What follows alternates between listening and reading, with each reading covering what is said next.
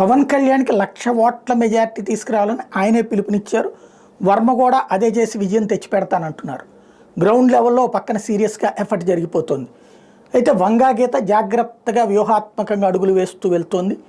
తను పవన్ కళ్యాణ్ని వ్యక్తిగత దూషణ కానీ, ఆయన వివాహ సంబంధాల గురించి మాట్లాడడం కానీ, మెగా కుటుంబం గురించి కానీ ఏ కామెంట్ చేయకుండా మీకు అందుబాటులో ఉండే వ్యక్తిని నేను, నన్ను ఎన్నుకుంటే మీకు అందుబాటులో ఉంటానన్నటువంటి పాయింట్, మీకు సంక్షేమం అందింది అది గుర్తుపెట్టుకుని ఓటేయండి అనే పాయింట్ చెప్పుకుంటూ వెళ్తోంది. ఇప్పుడు దానికి తోడుగా తాజాగా మిథున్ రెడ్డి రంగంలోకి దిగి టోటల్గా సమీక్షా సమావేశం నిర్వహించారట. వంగా గీత, పెండెం దొరబాబులతో, ముద్రగడ వీళ్ళ ముగ్గురితో కూడా సమావేశం నిర్వహించి టోటల్గా ఎట్లా పరిస్థితి అన్నటువంటి దాని మీద చర్చలు జరిపారు. ఇక్కడ మెయిన్ కాన్సెప్ట్ అలా 2 కాన్సెప్ట్లు అవుతుంది.